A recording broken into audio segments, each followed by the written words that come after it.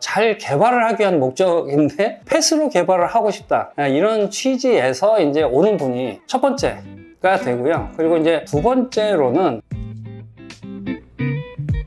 안녕하세요. 반려견 주택연구소 박준영 대표입니다.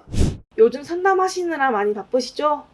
네, 맞습니다. 불행인지 다행인지 최근 들어 저희 회사를 찾는 분들이 굉장히 많이 늘어나고 있는 게 사실이거든요. 물론 이제 저희 회사 입장에서만 본다면 굉장히 다행스러운 일이라고 볼 수 있겠죠. 저희가 하는 일이 좀 특화된 그런 분야 쪽, 특히 펫, 반려동물에 관련된 분야의 컨설팅을 전문으로 하고 있다 보니까 이 분야에 그만큼 관심을 많이 가지고 그리고 그 필요성을 인정하는 업체들이 인식을 하고 우리를 찾아온다라는 그런 상황이기 때문에 저희로서는 굉장히 물론 반가운 일이죠. 다만 지금 전반적인 부동산 상황 자체가 좋지 않다 보니까 그런 것들을 조금은 더 되게 잘 살려보고자 하는 측면에서 펫을 또한 입혀보고자 하는 그런 입장으로 어쩔 수 없이 찾아오는 분들도 계시기 때문에 그분들이 원래 하셔야 되는 일들이 제대로 잘 진행이 안 된다라는 측면에서 본다면 조금은 좀 불행이라고 할까요? 좀 아쉬운 측면이 있겠죠. 어찌됐든 저희가 하는 일에 대한 것들이 많이 찾아주시고 또한 이렇게 하고자 하는 분들이 상담을 오시기 때문에 굉장히 저희로서는 반가운 일이긴 합니다. 주로 누가 상담을 받으러 오세요? 사실 시행사라고 하는 업체가 가장 많기는 합니다. 그렇지만 이제 시행사뿐만 아니라 그 시행을 대행을 해주는 PM사라고 하는 업체들도 있고요. 그리고 이제 분양 대행사에서 사실 분양을 하려고 하다 보니까 어려움이 있어서 그런 분양성을 좀 높이기 위한 분양 대행사 차원에서 아예 저희를 먼저 찾아오는 경우도 있고, 그리고 이제 조그만 소규모 빌라라든지 건축주께서 직접 찾아오셔서 상담을 하는 경우들도 지금은 조금 늘어나고 있는 그런 상황이긴 합니다. 다만 전반적으로 봐서는 이제 시행사 관련된 분들이 저희들을 찾아오는 경우가 제일 많기는 한 상황이죠.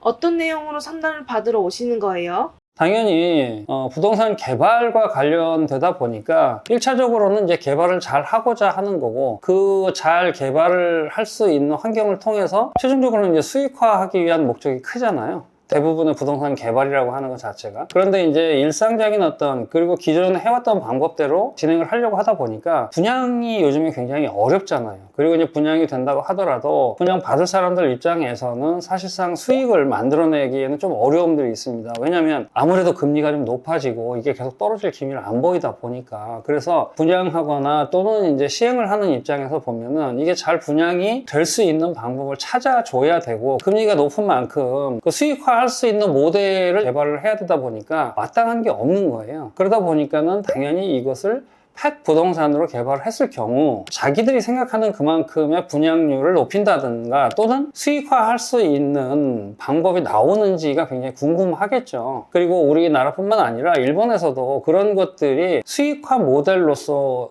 유의미한 결과를 만들어내고 있다는 것도 확인이 됐고요. 물론 미국도 마찬가지입니다. 그래서 그런 점들을 이분들도 이제 많이 스터디를 통해서 또는 이제 인터넷 서핑을 확인하고 우리 자료를 받아보고서, 그리고 나서 이제 실질적인 부분에 대한 협의 또는 상담이 필요해서 찾아오는 거다 보니까 잘 개발을 하기 위한 목적인데 펫으로 개발을 하고 싶다, 이런 취지에서 이제 오는 분이 첫 번째가 되고요. 그리고 이제 두 번째로는 기존에 운영을 하고 있던 숙박시설이라든가 또는 이제 주택들이 있어요. 그러면 이걸 갖다가 임대를 조금 더 활성화하거나 숙박률을 조금 더 높일 수 있는, 그래서 수익화를 조금 더 많이 할 수 있는 것들이 필요하다 보니까 이걸 펫 컨셉으로 전환을 하기 위한 그런 차원에서 이제 저희를 방문해서 상담을 받는, 이렇게 두 가지로 나눠서 볼 수가 있습니다. 최근에 출장이 많으시던데 전부 숙박시설 관련된 것들인가요?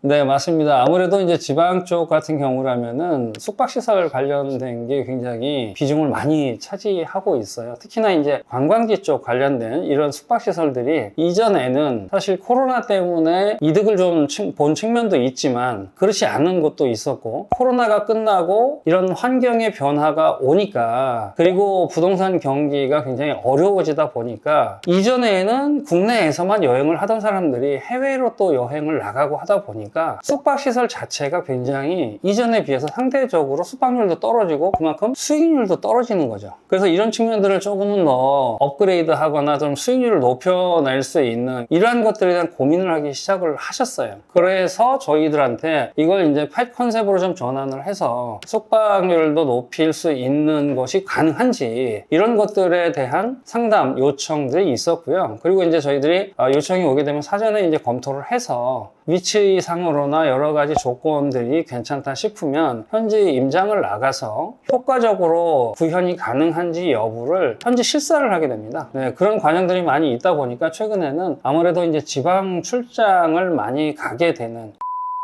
숙박시설 외에도 주거시설에 대한 상담도 비중을 어느 정도 차지하고는 있습니다. 실질적으로 지방에서도 반려동물과 함께 생활할 수 있는 주거 환경에 대한 니즈가 굉장히 좀 강한 그런 지역들도 있고요. 그리고 대도시권을 중심으로 해서 그러한 부분들에 대한 개발 욕구나 펫 주거 환경에 대한 니즈들이 굉장히 요즘 많이 커나가고 있기 때문에 그러한 어떤 니즈에 맞는 개발을 하고자 하는 시행사들의 처음부터 기획된 목적을 바탕으로 계획을 세운 것들이 많이 있다 보니까 그런 지역들을 방문을 하게 되는 사례들도 많이 있습니다.